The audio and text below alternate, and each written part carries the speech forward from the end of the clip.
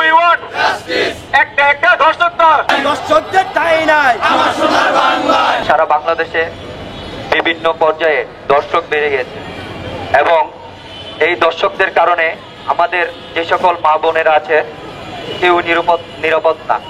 সবাই নিজের জীবন বাজি রেখে রাস্তায়, অফিস আদালতে, স্কুল কলেজে এবং মাদ্রাসায় চলাফেরা করছে। এখন এখান থেকে আমি কিছু কথা বলতে চাই।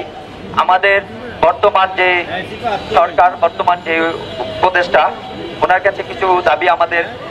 কারণ এখন আমরা চাই এই বর্তমান যে সরকার, ওনাকে সহযোগিতা করার জন্য আমরা চিত্রস্থানা ছাত্রদল তথা সারা বাংলাদেশ ছাত্রদল এবং ছাত্র সংগঠন সবাই তাকে সহযোগিতা করার জন্য আমরা প্রস্তুত।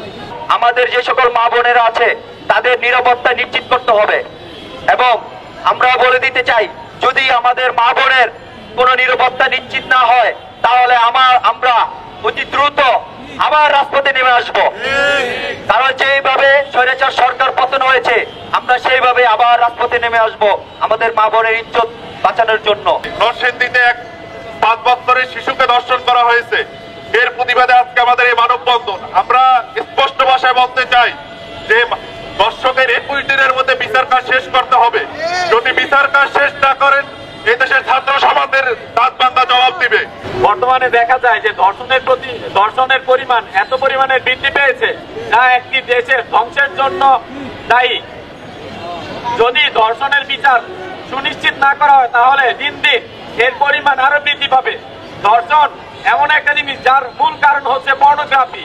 যতদিন পর্যন্ত না এই পর্নোগ্রাফি বন্ধের জন্য যথাযথ আইনত ব্যবস্থা গ্রহণ না করা হবে ততদিন পর্যন্ত এর হার আমরা কোনোভাবেই কমাতে পারবো না। প্রশাসনকে ধর্ষকদের বিরুদ্ধে আরো কঠোর হস্তে দমন করতে হবে এবং তাদের সর্বোচ্চ শাস্তি মৃত্যু নিশ্চিত করতে হবে।